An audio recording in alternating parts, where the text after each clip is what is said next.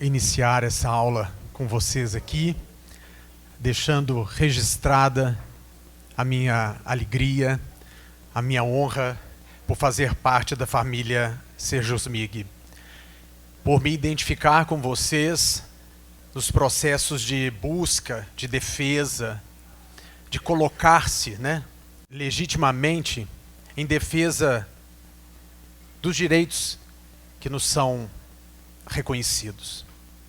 E pela coragem de afrontar também quando os direitos são subjugados. Falar sobre saúde mental nessa tarde de Belo Horizonte.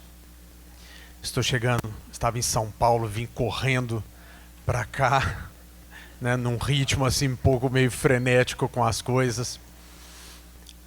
Numa oportunidade em São Paulo, de uma prévia de um lançamento de um livro muito curioso, que fala também sobre saúde mental. Vocês conhecem bem o escritor. Ele está aqui presente com vocês. Então, o lançamento aqui em Belo Horizonte acontece agora em agosto, ali no Pátio Savassi, na leitura do Pátio Savassi. O livro se chama Além do Limite, o protocolo Além do Limite. E ele conta a história de um atleta, atual campeão do mundo, chamado Hugo Prado Neto, um belo-horizontino que dedica a vida dele há muito tempo ao mountain bike, ao esporte do mountain bike. O mountain bike é um esporte muito curioso. Se você tiver uma bicicletinha, não precisa ser essas bicicletas cara desse povo, não, sabe? Vale a pena andar, é um esporte curioso. Ele tem uma metáfora curiosa com a nossa vida, o equilíbrio, a força que é gerada a partir de nós mesmos. Em cima da bike vale a nossa mente, o nosso corpo e a força motriz que nos coloca para frente. Esses são os 3 pilares que moveu a construção desse livro. Foram 3 anos para sair num livro de 200 páginas, mais de 300 horas de gravação. Foi uma entrevista, várias sessões que eu fui conversando com ele, e o livro retrata esse depoimento dele a mim, sobre essa busca do limite, sobre o encontrar-se com o limite, superar o próprio limite. Eu fiquei muito feliz lá em São Paulo, porque era um grupo de professores que estávamos conversando sobre a saúde mental e sobre como buscar isso no mundo tão desafiador. Então eu queria dizer dessa alegria também e dessa troca, e é isso que eu me proponho nesses minutos que eu estarei com vocês aqui, nesses 30 minutos, conversar um pouco sobre isso. E depois tem alguns livros também, se alguém quiser eu ainda poderia autografá-los e compartilhar um pouco essa sabedoria. A verba desse livro é destinada ao apoio às crianças autistas, então é uma boa ajuda, tá? Eu atendo algumas crianças ligadas à Prefeitura de Belo Horizonte. Recebi no mês retrasado uma comenda da Câmara Municipal de Belo Horizonte, uma comenda chamada Comenda TEA, organizada pelo vereador Diego, que é muito responsável por essa luta da defesa dos autistas. Foi um evento muito bonito, tinha um autista lá, mais de 50 anos ele. E como, hoje, no dia da diversidade, dia 28, respeito aos gêneros múltiplos da nossa sociedade, eu acho que esse encontro de vocês, ele tem uma força muito grande, a gente terminar falando de saúde mental. Uma vez que eu já fiquei sabendo que vocês quase que perderam a saúde mental durante o encontro, com algumas notícias, quando a gente se depara com atitudes das pessoas, um tanto toscas, atitudes movidas pelo dinheiro, talvez movidas pelo poder, sabe? E aí é isso. Mas vamos lá, vamos conversar um pouquinho. Então, estou aqui para dizer para vocês sobre esse tema que ele é curioso: saúde mental, longevidade, autenticidade. Como a Ana Maria tinha me dado 1h30 e agora passou que eu tenho 30 minutos, eu achei sensacional, né? Que vai virar um TED, presidente Eduardo, né? Desculpa eu não me referi no início, mais uma vez, mas o agradecimento, né, ao Sejus Mig. Então eu tenho aí uns 30 minutos para conduzi-los a esse pensamento sobre a saúde mental. E ali a tríade já está interessante, né? Pensar em saúde mental, e a gente já pode se aproximar assim, qual é o conceito de saúde que nós temos. Tínhamos um conceito de saúde que era o não ter doença, e não é isso, né? Onde que a saúde hoje é vista de uma forma integral. É pensar o ser humano de forma integralizada, naquilo que ele come, naquilo que ele bebe, na atividade física que ele faz, no manejo das relações com as pessoas, no uso de substâncias mais limpas, a gente fala isso muito no livro, né? Contra alimentos processados, alimentos sujos, são chamados assim. Então, na busca por aquilo que é natural, eu estou passeando aqui pelos tópicos da medicina do estilo de vida. E ainda, na saúde mental hoje vista, indicada pela Organização Mundial da Saúde, uma busca pela simplicidade. E olha que todos esses itens que eu coloco para as senhoras e para os senhores, é completamente contraditório ao que a nossa sociedade hoje indica. Tenha mais, acumule mais, seja mais, domine mais, né? Corra sem parar. É uma corrida tão obsessiva, né? Uma corrida na direção do caixão, que nós vamos morrer, né? Eu fico tão impressionado. Em São Paulo, então, é uma coisa absurda, né? Porque as pessoas correm freneticamente. Completamente, né? É, justamente. Não, e olha que coisa contraditória, porque a gente entra num... Ótimo o seu exemplo. Que a gente entra no aeroporto, está lá a esteira, onde você está parado. E o tempo está rodando. As pessoas não se levam por elas mesmas. Gente, eu fico impressionado. Como filósofo, minha primeira graduação foi filosofia. É impressionante, porque as pessoas não observam o grande circo de pulgas no qual nós estamos inseridos. Porque você é forçado a ver o que não está lá. E nós somos inseridos também numa cadeia, numa grande círculo de hamsters, sabe? Onde está todo mundo? Para mim, resume assim o que o nosso mundo tem feito com as pessoas. Ou é um circo de pulgas, ou é uma grande esteira para hamsters. 2 livros curiosos para essa leitura, viu? Hartmut Rosa, para quem gosta de ler, chama Aceleração, o livro dele é espetacular. E um livro do Byung-Chul Han, também, sobre a sociedade do cansaço. Ele lançou um agora há pouco, falando sobre meditação, que é lindo o livro, lindo. Sobre essa necessidade nossa de mudar o próprio ritmo. Então os conceitos de saúde mental ali são muitos, né? O conceito de longevidade já nos instiga muito.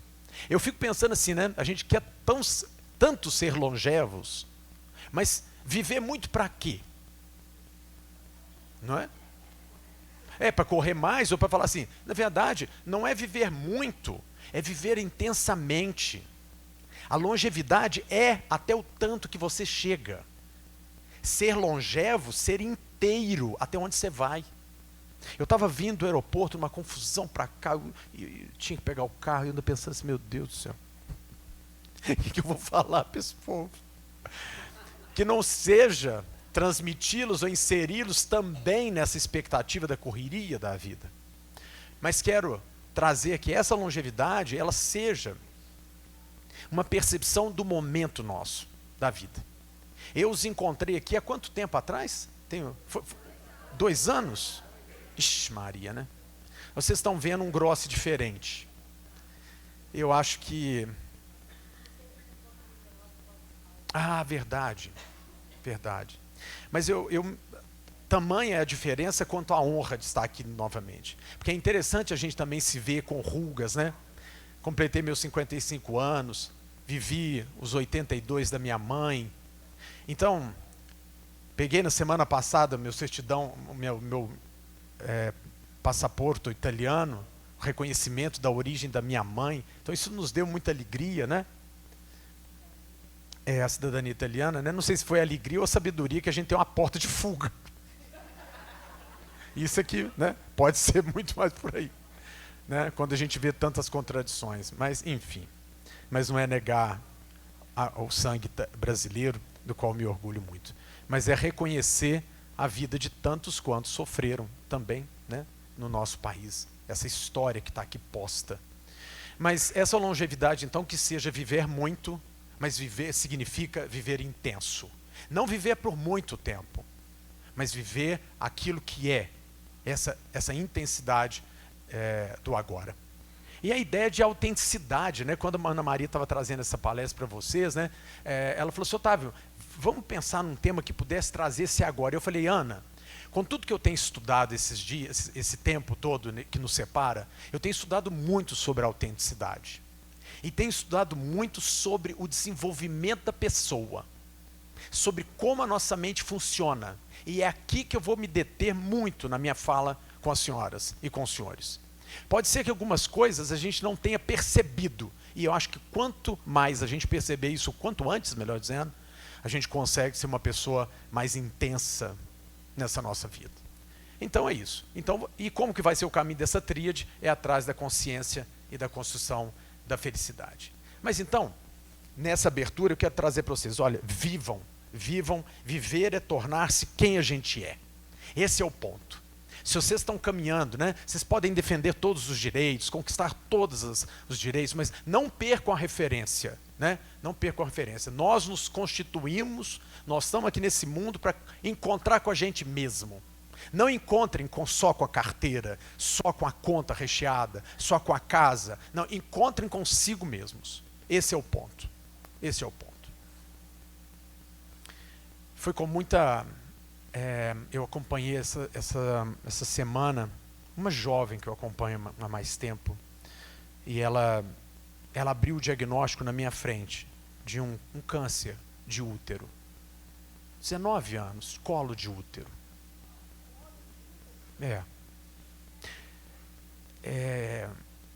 Eu confesso para vocês que eu chorei junto com ela.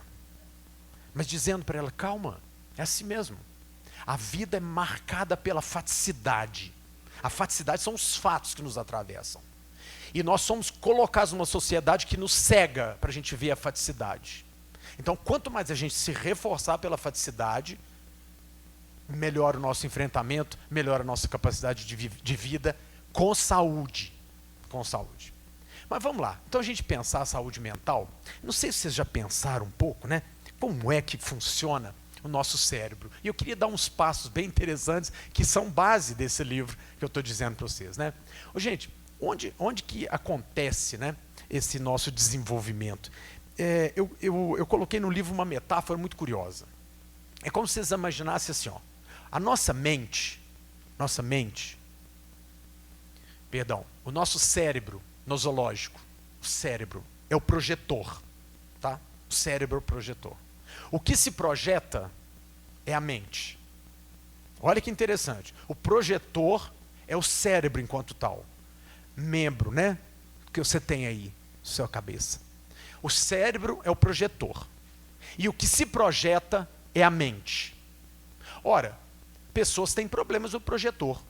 Um coágulo, né? Alguma dificuldade, um arranjo diferencial nos neurônios. Ou seja, a imagem que vai estar projetada, ela vai estar diferenciada. Ela vai estar complexa. Mas vamos considerar nós aqui funcionais.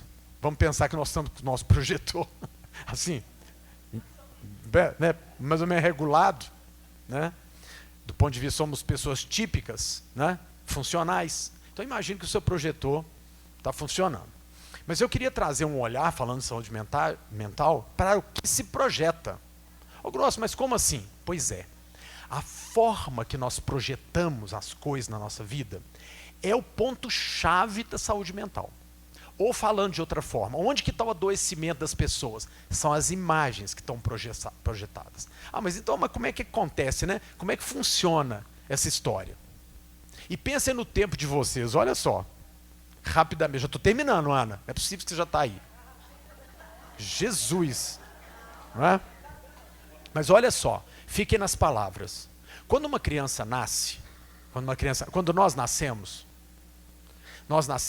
dizem os pesquisadores neurocientistas, que uma criança só percebe que ela está fora do útero por volta de 3 a 4 meses.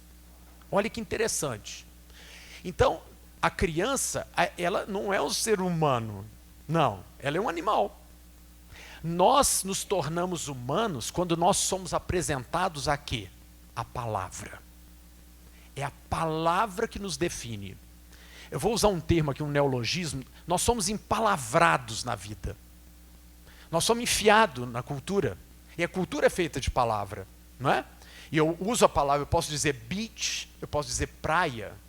Nós, seres humanos, somos os únicos seres capazes de mentalizar essa palavra. Ou fazer uma visão assim, mental dessa palavra.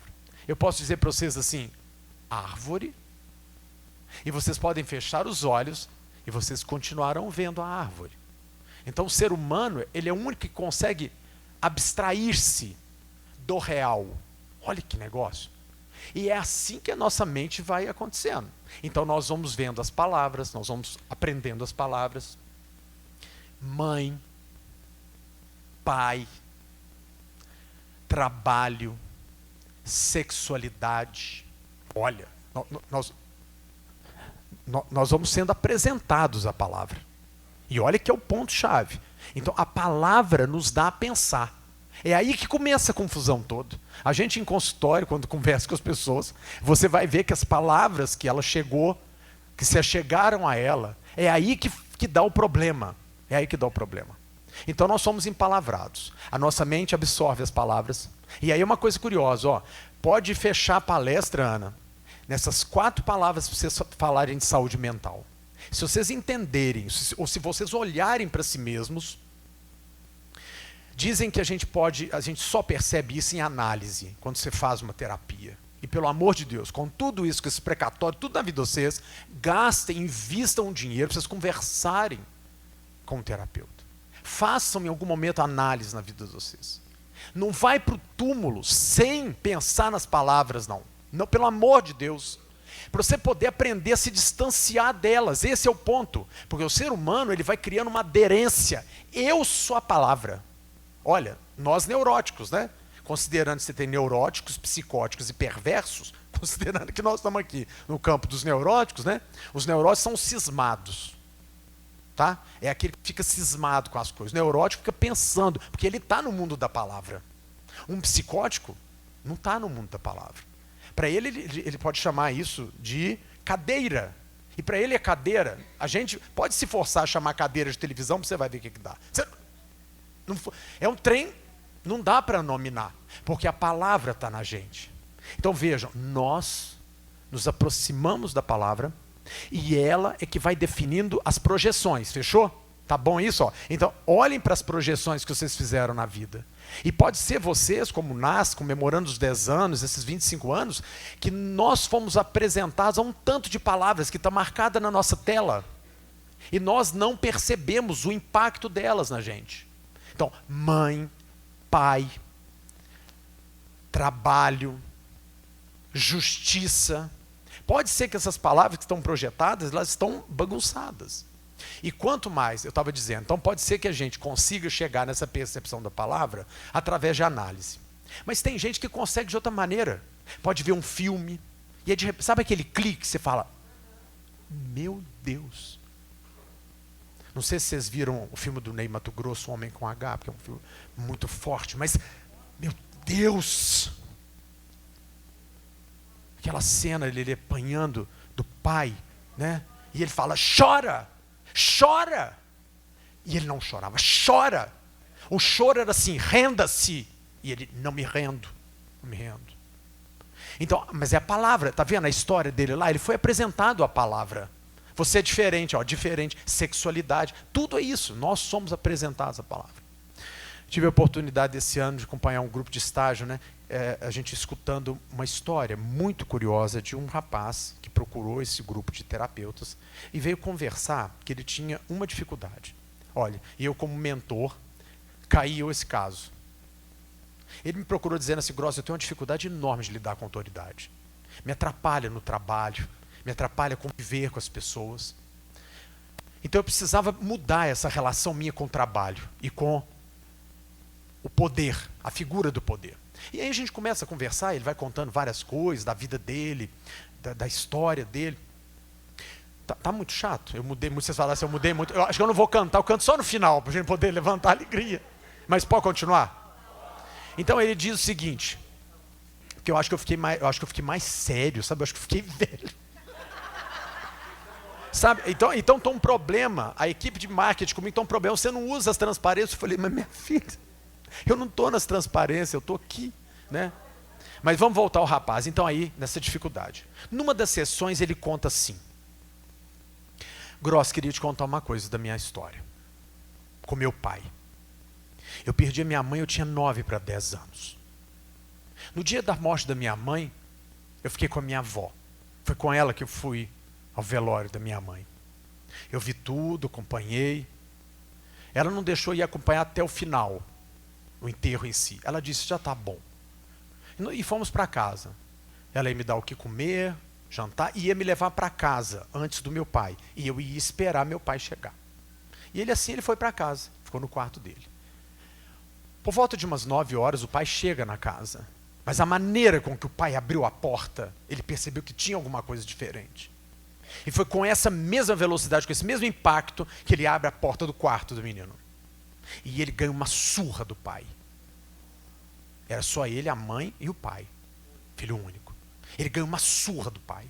Ele nem sabia por quê, talvez ele ficou pensando que fosse a luz acesa. Ele não sabe, ele só sabe que ele apanhou do pai dele. E ele contava isso. E ele disse, meu pai, Gross, meu pai foi um monstro. Palavra, monstro. Então, minha companheira, eu estou conseguindo ser claro com vocês, olha a saúde mental onde é que está. E se resume nisso. Se as palavras que você projetou, você não passa um filtro nelas, não for capaz de entender essa sua história, você não vai alcançar a saúde mental. Saúde mental é a gente rever o projetor, é a gente rever a projeção. Mas em certa sessão, mais para frente, ele disse para mim, eu queria voltar sobre aquilo que eu te disse. Meu pai não era um monstro. Meu pai era um fraco. Gente, vejam que ele mudou a palavra. Ele mudou a palavra. Muda a cena, ele apanhando com o pai? Não muda a cena. A cena está registrada lá. Mas muda o significante que ele deu.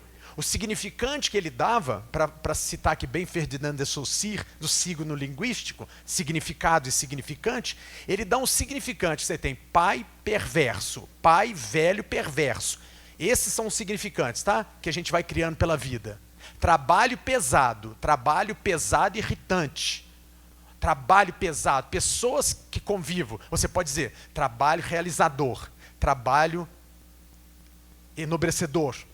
Ou talvez a gente precise olhar para a projeção para a gente mudar as palavras que a gente colocou. Porque pode ser que as palavras que você nomeou ou que nominaram para você sejam palavras extremamente carregadas de preconceitos, de cultura.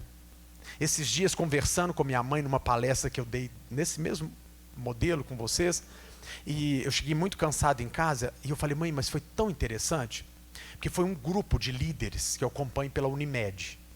Então eu fui dar um treinamento para esses líderes. E o ponto-chave dessa história foi essa projeção.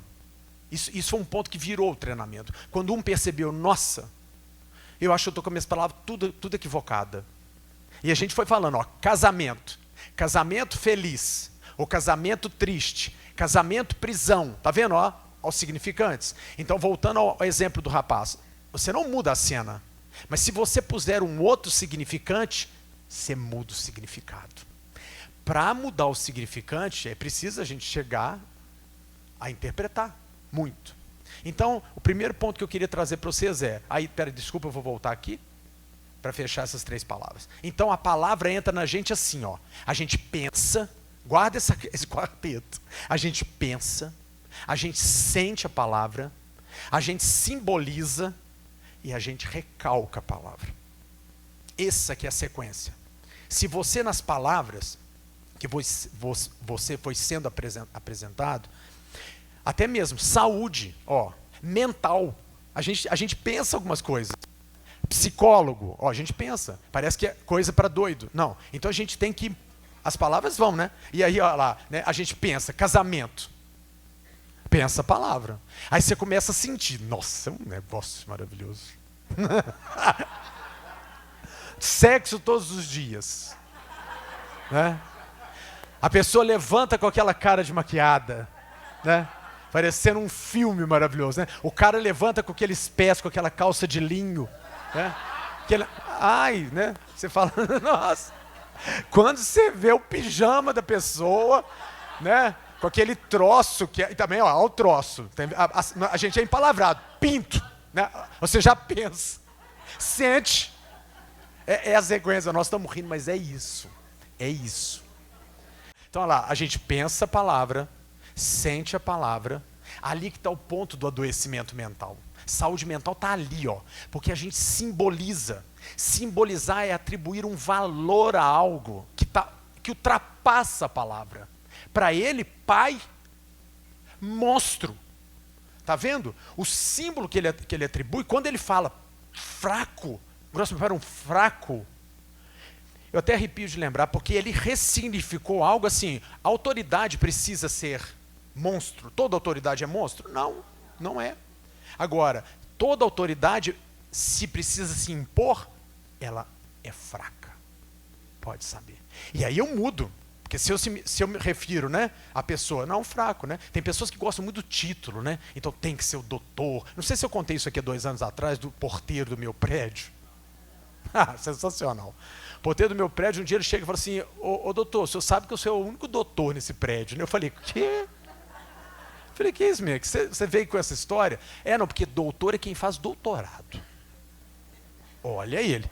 Mas eu falei, de novo, ó, a pessoa. E uma coisa importante, gente, se eu puder compartilhar com vocês, vocês vão ver porque o livro está em 3 partes. A mente, a técnica da felicidade da performance e a nutrição. Tem um texto de uma nutróloga, uma mestre em alimentos, que é maravilhoso que está ali no material. Porque a chave é essa trilogia, tá? Não estou fazendo merchandising do livro, não, Eduardo, mas é também porque eu estou numa alegria com o evento de São Paulo, não tem como, né?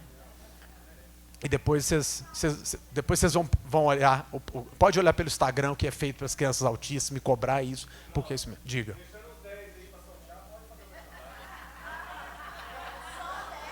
Tá vendo? Tá bom, quantas pessoas tem aqui? 200? 10%, né? Mas vai ser muito, né? Vai ser muita coisa. Né? Mas os 200 tem que fechar as caixas, tudo que está ali no carro. Mas olha, gente, me perdi aqui. Tá, o porteiro. Aí ele vira, então o doutor que faz doutorado. Eu falei, mas por quê? Não, porque tem uns advogados aqui outro dia. Vou te contar, doutor. Chegou aqui, eu falei com ele assim, vou chamar um nome fictício, tá? Ô, senhor Marcelo, tem uma correspondência aqui. Marcelo não. Doutor Marcelo. Gente, quando eu escutei isso. Agora, você imagina a saúde mental desse porteiro, porque nós convivemos com pessoas muito toscas, que elas estão presas na palavra. Estão me entendendo que eu estou falando de saúde mental? Aliás, estão me entendendo? Estou sendo claro com vocês? Porque ser saudável nesse mundo é você se descolar das palavras. As pessoas, elas vivem coladas às palavras, a ponto delas acharem que elas são o que dizem delas. Esse que é o ponto pior. Não é?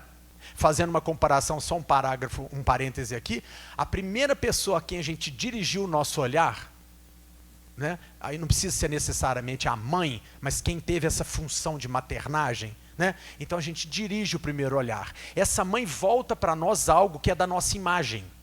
Volta para nós algo da nossa imagem. Então ela diz, nossa, que menino lindo. Nossa, que menina, é uma princesa. Olha, bagunça, princesa. E aí que está o adoecimento, porque o que a mãe volta para a gente não corresponde ao nosso real. A gente vai falar, mas princesa? Né? Onde que é isso? Cadê? Mas porque o outro não me trata como princesa, vamos, né? Então, o que a mãe volta para a gente é distante do que a gente mesmo se vê. Do que a gente vê no próprio espelho. É isso. A gente vê diferente. Então, o porteiro via, o outro se impõe através. Então, ele simboliza. A palavra lá, doutor, simboliza. E aí o que ele faz? Ele recalca um sentimento em relação àquilo. É esse o ponto.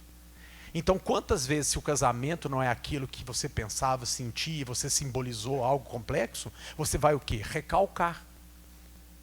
Então, quando as pessoas dizem assim, eu estou com uma angústia, sabe? Seja de qualquer coisa, pode pensar que tem algo do recalque que se demonstra ali. E a nossa saúde mental vai ser o quanto mais a gente conseguir passar um filtro de análise nessa palavra e se aproximar de palavras que sejam ressignificadas. Aliás, esse é o ponto. Hoje pela internet, com essa questão todo mundo fala de ressignificação, mas ressignificar é muito mais do que essa bobajada que o povo fala. Ressignificar não é tão simples assim. É você colocar uma outra palavra mesmo e entender e vivenciar o que é aquilo. Entendeu? Racismo, discriminação, exclusão. Olha, as palavras, a gente pensa, sente essas palavras, simboliza isso e recalca isso. Quer saúde mental? Pense nesses 4. Quais as palavras que mais marcam? Eu estava dando um exemplo da minha mãe, porque eu dando a palestra, e chega em casa e ela pergunta, mas você falou de quê? Aí eu fui falando igual eu estou comentando com vocês, da palavra. Ela disse, é mesmo. Você sabe que 2 coisas que minha mãe falava, Otávio, me marcaram muito. Porque minha mãe separou depois de 35 anos de casado. A gente apanhou muito na mão do meu pai. Então, quando ele resolveu ser violento com a última, minha mãe entrou no meio. Mas já era 35 anos de casado, você imagina o que é ela. Mas ela sempre escutou da minha avó italiana, suporta minha filha, homem é assim mesmo. Aqui, ó, mas não é? Suporta, homem é assim mesmo. Aí ela me falou uma outra, que eu até falei assim, não, gente, quando mãe começa a falar com a gente de coisas que ela ou seja, ela está soltando o recalque dela, você falou assim, ela vai morrer feliz. Não é?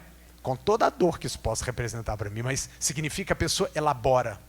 E ela disse, eu lembro, Otávio, minha mãe falava assim, que se o homem te procurasse, fosse na cozinha ou fosse em qualquer lugar, que tivesse panela ligada, você desligava e fosse servi-lo. Gente, mas aqui, esse pensamento não está tão distante não. Hoje a quantidade de jovens que eles estão mais retrógrados do que minha avó. Pode ver. Aqui, então, o quanto que tem de estudo sobre feminicídio no dia de jogos, para você ter ideia. O Brasil ainda é o maior país que mata mulheres. Ainda é. Então, nós estamos celebrando, nesses 25 anos, esses 10 anos, que a caminhada de vocês seja uma caminhada de ressignificação, de posicionamento, de contribuição na sociedade, nos lugares que vocês estão por Minas Gerais. Porque ainda tem uma história para o nosso país ressignificar aquilo ali. Porque ainda tem muita coisa recalcada. Muita coisa. Né? 20 mil pessoas, né, que são assassinadas? 20 minutos.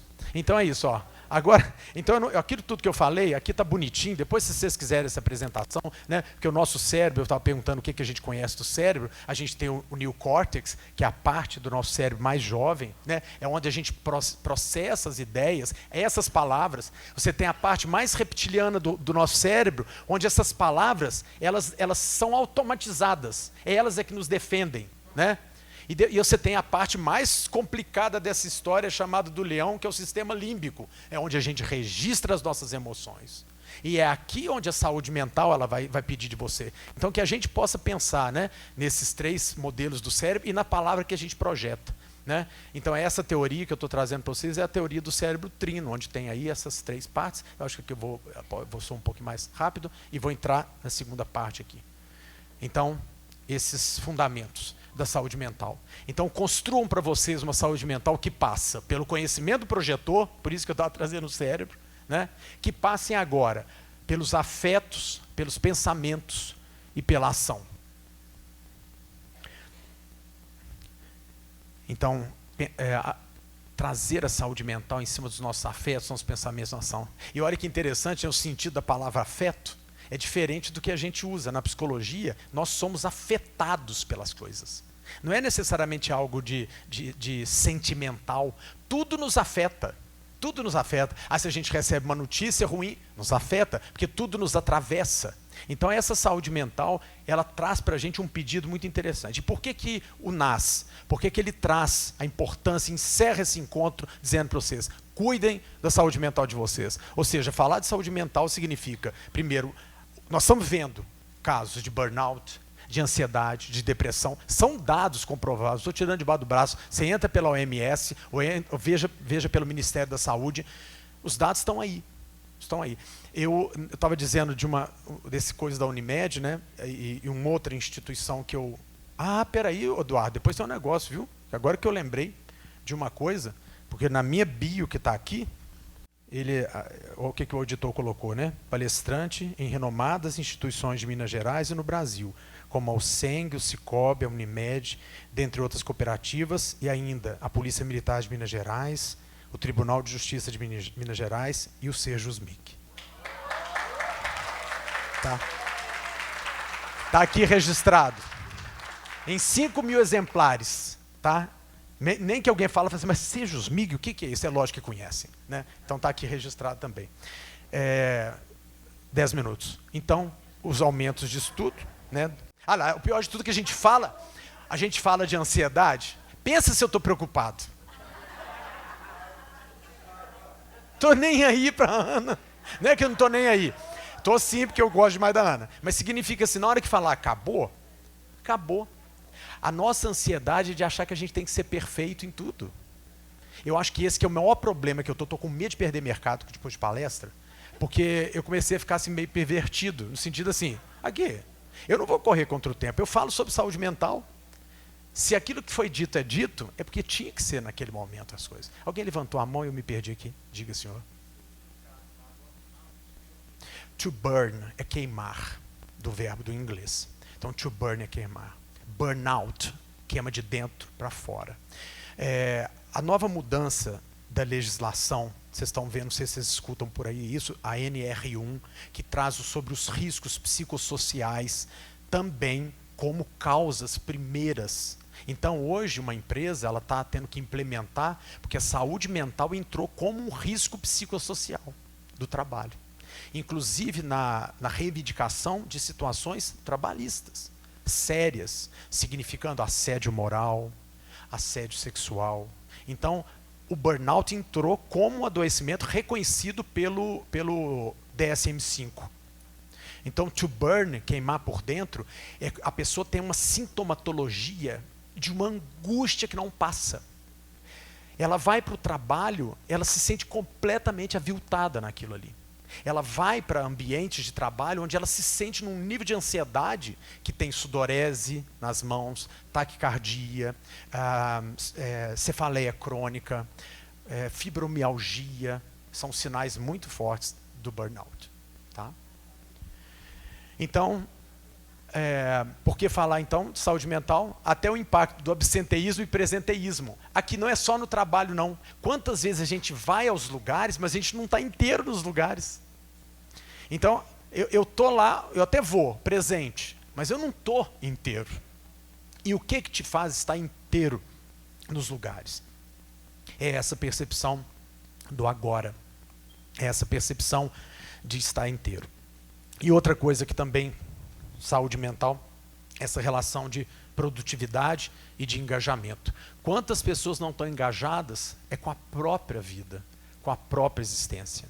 Olha, um livro ele foi reeditado agora, Viktor Frankl.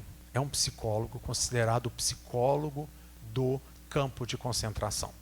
Então, o Viktor Frankl inaugura um tipo de literatura que era uma literatura ali bem, né, depois da Segunda Guerra, onde as pessoas estão contando sobre o que elas fazem. Ele perdeu toda a família no campo de concentração. A esposa, a mãe, o pai. No livro tem uma cena impressionante, que eles estavam todo mundo caminhando e que tinha um médico que dizia, esquerdo, direito. O lado esquerdo era a morte, câmara de gás, ou era o trabalho. Então ele conta que na hora que ele foi, a mãe foi para a morte, a esposa estava na frente dele. E que quando ele também foi indicado para a morte, mas teve algum momento que ele olha para trás se a pessoa estava olhando e ele sai para outra fila. Porque ele diz no livro que precisava de ter alguém que contasse sobre aquela atrocidade. E vocês imaginam uma pessoa manter a saúde mental num espaço daquilo? Eu não sei se você sabe a curiosidade. Isso não está na palestra, não, por isso que eu... Tá, mas eu acho que vou falando. Estava escrito no rodapé, porque ele escreveu isso no rodapé. Dizem que quando o Papa João Paulo II, né, agora a gente está tanto, né, agora é Leone, né, Papa, diz que ele viu escrito lá, e que ele lembra disso, que foi o Frankl. Só por hoje eu fico alegre, amanhã eu fico triste. Amanhã eu fico triste. No dia seguinte ele lia de novo. Só por hoje eu fico alegre, amanhã eu fico triste. E assim ele ia vivendo, porque a vida é isso, são pedacinhos de palavras ditas para vocês mesmos com significado e que impacta teu projetor. Digam palavras para si mesmo que revigorem, digam palavras que construam uma saúde mental pulsante, cheia de vida. Bem, então é isso. Ansiedade e depressão, estão aqui os números, são mais de 1 bilhão de pessoas com transtorno mental, segundo os dados da OMS. Diga. Claro. O nome do livro? De qual? Do Vitor? Do Vitor Frankl? Olha o problema da palavra. Olha eu achando. Olha, vou aproveitar isso para pôr uma outra coisa. Quer saúde mental? Controle teu ego. Esse é o ponto. Quer saúde mental? Controle o teu ego. Gross, qual é o nome do livro? Do meu? Não, caramba, é do Vitor Frankl. Muito melhor.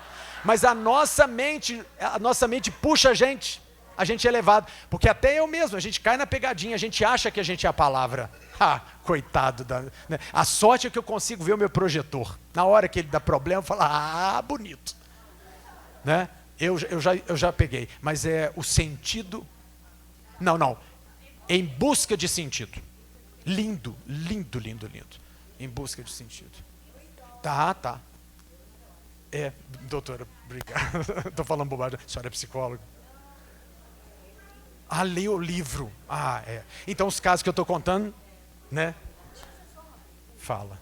O senhor comentou que muitas vezes nós temos um problema porque a gente se olha no espelho e a gente não consegue sentir o reflexo da palavra que nos foi dita. E eu fico me perguntando, enquanto mãe, então, o que a gente deve dizer para os filhos? Porque a gente diz assim, você é lindo, você é maravilhoso, você é inteligente. E até que ponto? Pois é, olha para você ver, me ensina aqui. Eu estou rindo com essa. A pessoa nem fez teste de QI, mãe fala, meu filho é tão inteligente. Aqui, está batendo os 99 de QI, meu filho, né? Os 88, né? Eu acompanhei o estágio de uma menininha interessantíssima, né? Veio com uma queixa de TEA, que é o transtorno espectro autista, veio com queixa de TOD, que é um transtorno opositor da escola. Sabe o que a menina tem? Absolutamente nada. Porque a nossa sociedade está adorando medicalizar as pessoas e todo mundo agora está adorando ter um CID. A gente precisa de um CID para ser feliz. Olha, mas é uma coisa impressionante. Todo mundo, eu preciso de um CID para chamar de meu. Olha o nível que a nossa... Fica comigo. Olha o nível que a nossa sociedade chegou. Eu preciso, mas isso tem uma explicação. Inclusive a quantidade de casos de TEA. Porque as pessoas elas estão num vazio existencial tão grande, que quando elas leem alguma coisa na internet, que ela faz, nossa, eu sou meio neurótico mesmo. É porque a pessoa precisa se identificar, porque sem identificação você se anula. Podem escrever essa frase, está no livro. Aonde tem resistência, é o exemplo de vocês e do sindicato, aonde tem resistência tem subjetividade. Então, enquanto uma pessoa diz, não, eu vou de azul, tem subjetividade. Porque quando a pessoa começa a falar assim, não, eu vou do jeito que todo mundo espera, acabou a subjetividade. Acabou. Então a gente tem que correr atrás das nossas subjetividades. Enquanto tem resistência, pensem nisso, como pessoas mais maduras. Enquanto tem resistência, tem subjetividade. Mas, depois da pandemia, 1 trilhão quase de dólares de perda em produtividade, e é isso. Os tristes recordes do nosso país. Então hoje líder em transtorno de ansiedade, 5,8% de prevalência de depressão, segunda maior causa de afastamento de trabalho. Outros dados, por exemplo, que nós estamos vivenciando, o número de autoextermínios, inclusive no campo de entre 65 e 70 anos.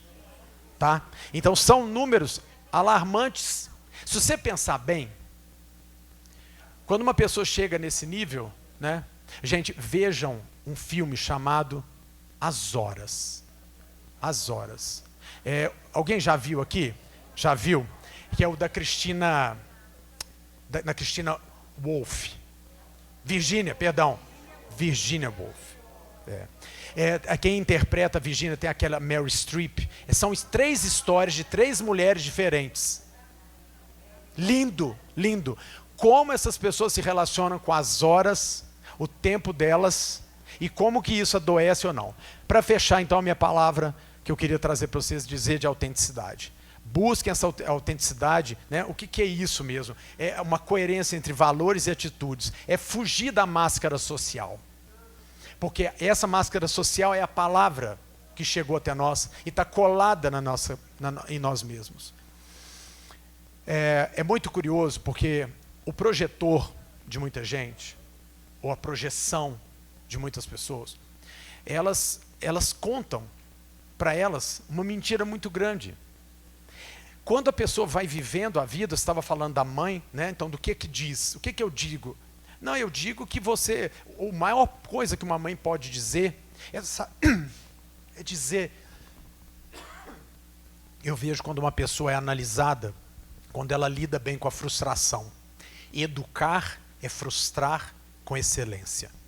Tem pessoas que frustram com arrogância, frustram com violência. Frustrar significa não será do jeito que eu quero. E aqui, a vida presença isso todo mundo. Otávio, você tem 1h30. Não, tem 30 minutos. Você vai ser apresentado à frustração a toda hora e você vai ser chamado a se posicionar. Ou seja, fazer o seu melhor com o que a vida lhe oferece. Não com dor, mas com suavidade. Não com tristeza, mas com verdadeiro posicionamento de alinhamento interno. Não com falsidade. Não, mas com autenticidade. A autenticidade, desculpa. De que a sociedade gosta? Me conta. A não ser de contar histórias tal como a minha avó contava para minha mãe, porque ela também foi empalavrada, não disse? Então eu acho que o mais difícil das pessoas, e olha, isso é bíblico, né? Onde tem muita sabedoria, tem muito sofrimento. Porque a gente percebe o teatro do qual a gente faz parte. E quando essa solidão do palco, que a todos nos afeta, a gente percebe, opa. Então, caixão não tem gaveta. Não vai dinheiro, não vai nada. Então a gente tem que perceber que onde que está na construção mental nossa? Onde que vai? Não que não seja, o dinheiro nos ajuda a viver, nos ajuda a fazer o bem. Para mim, toda vez que eu falo isso, eu fico esperando, porque hoje é a quina de São João, se Deus abençoasse, seria uma coisa. Não é hoje? É hoje, minha filha, eu estou na fila. Estou na fila, porque vai ser uma oportunidade de... Então pronto, é a quina de São João. Mas aqui, eu fico pensando, porque eu convivo aqui em Belo Horizonte com pessoas que têm muito dinheiro. Elas são exemplo da secura interna. Elas são marcas de que elas não conseguem sair do próprio universo. Parece que ela põe o pé dentro dessa bolha, ela não consegue se conectar com mais nada, com mais ninguém. Absolutamente. A minha orientadora do doutorado sempre dizia, faça alguma coisa a um mendigo sem ele não esperar. Não é o caso de mendigo, mas eu parei na Bahia, esses dias, na Rua Bahia, no sinal, e uma mulher muito bonita, uma cesta muito arrumada, e ela disse, eu sou profissional da saúde, sou estudante de enfermagem, eu perdi meu emprego, e eu estou aqui, e ela já com um papelzinho, assim, já com o Pix dela, direitinho, ela já te deu assim, leva, se você achar que é justo o meu trabalho, e o que eu estou pedindo, me ajuda. R$15. Eu não consegui fazer o Pix de 15, eu consegui fazer de 4 vezes mais para ela. Só para perceber, eu queria ser uma pulga para ver a cara dela e disse assim, não que eu seja exemplo para nada, mas nós temos que pensar isso. Ainda tem gente boa nesse mundo. E outra frase de um cliente que eu escutei outro dia, nossa, Grossi, pessoas amigas, a amizade está tão rara, não está? Todo mundo vocês falam a verdade, né? Pois eu falei para ele assim, você é raro para quantos? Pensem nisso. Quando vocês disserem, nossa, hoje gente honesta é muito raro. Você é raro para quantos? Nossa, pessoas sensíveis são muito raras. Você é raridade para quantos? Então pensem nisso. Então você é amigo raro de quantos? Para quantos você liga? Para quantos você se preocupa? Hoje é muito difícil encontrar uma pessoa que se preocupa. Você se preocupa com quem? A saúde mental é um bumerangue. Tem que ir e voltar. Então, 5 minutos. Então, ótimo. Ana Maria disse 5 minutos. Com 5 minutos eu encerro dizendo qual é o caminho, então, da felicidade, da performance, da saúde, que está descrito no livro. Vai ser uma honra poder autografar para vocês. Os 5 pontos. Primeiro, autoconhecimento. Busquem o autoconhecimento. Saibam de si mesmos. Tem pessoas que não gastam 1 minuto para dizer, aquele ali já entendi tudo. E gastam uma vida para descobrir-se e para se perceber. Leiam, não morra antes de ler esse livro. Agora estou na linha de italiano. Eu li um livro de um italiano, chama Walter Rizzo. O livro se chama A Coragem de Ser Quem Você É. Olha o subtítulo do livro, que ele é mais sensacional do que o nome. Mesmo que você não goste muito do que vai ver. Sensacional. A coragem de ser quem você é, mesmo que você não goste muito do que vai ver, porque muitas vezes a gente não gosta. E sabe por que não gosta? É porque a gente se vê também capaz de fazer as maiores atrocidades aos outros. Olha, lembra, tem um poema lindo de um poeta, Hermann Hesse. As pessoas falam muito a primeira parte dele. Nenhum homem é uma ilha. Mas o resto do poema é lindo, porque ele diz assim, não se perguntem por quem os sinos batem, porque eles batem é por você. Pensem nisso. Morreu alguém. Quem morreu? Não se pergunte por quem os sinos batem, eles batem por você. Morre nele a nossa humanidade. Vai com o outro que roubou a nossa humanidade também. Vai com o outro que não se posiciona, que não luta pelas lutas, não se digna a lutar também como classe. É um pouco da nossa humanidade que vai nele. Então, 5 pontos. Autoconhecimento, autocontrole, gestão pessoal, empatia e automotivação. Então, busquem isso com clareza, busquem isso com coragem. Tinha uns vídeos, tinha umas músicas, mas eu vou convidar o que me ajudou, né? Mas põe a música, põe aquela do YouTube. Vou pôr a música. E aí eu queria convidar vocês que a gente pudesse cantar isso na construção dessa saúde mental. Olha, não vão embora, levem um livro, nem que seja para dar de presente para algum doido, tá? Vocês... Eduardo, mais uma vez, muito obrigado. Ana Maria, mais uma vez, muito obrigado. É sempre uma honra estar com vocês. Nós vamos ver o coral, né? Vamos ficar um pouquinho juntos, ter uma festa.